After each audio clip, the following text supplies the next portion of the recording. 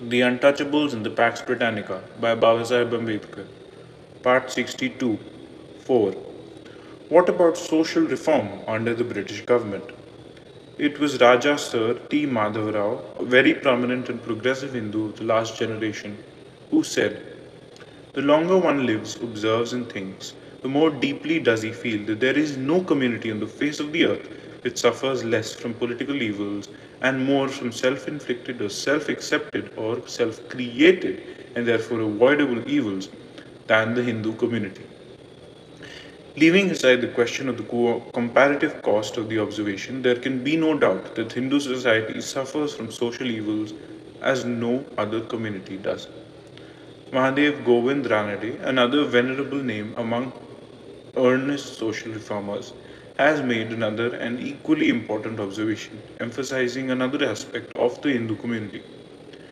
Mere considerations of expediency or economical calculations of gain or tosses can never move a community to undertake and carry through social reform, especially with a community like ours so spellbound by custom and authority.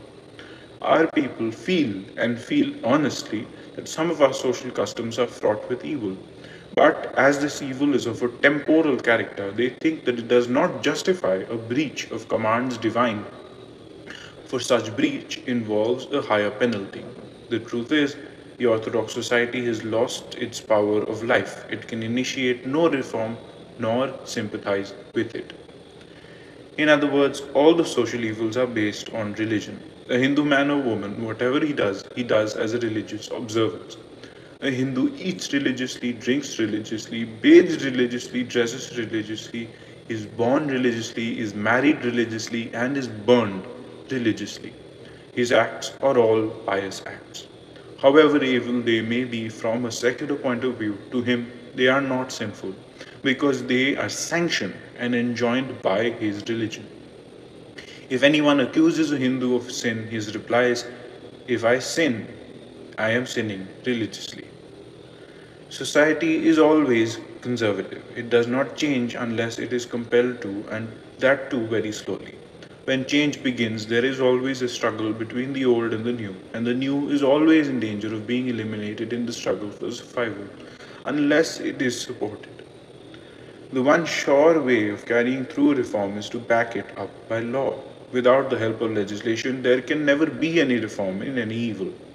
The necessity of legislation is very great when the evil to be reformed based on religion. What is the sum total of legislation in favor of social reform under the British government? The record of the British government in the matter of social reform is, to say the least, very halting and very disappointing.